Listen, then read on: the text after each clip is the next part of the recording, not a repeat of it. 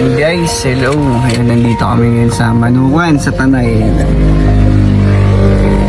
Ayan, nagtitinda kami ngayon guys. Dalawang option to. Pag hindi namin mabenta, papamigay namin to sa mga homeless guys. Ayan. Ayan sa seryoso maglingay. Ayan guys. Ayan, sobrang sarap niyan. Solid kami po nagluto niyan guys. Ayan, I'll be back.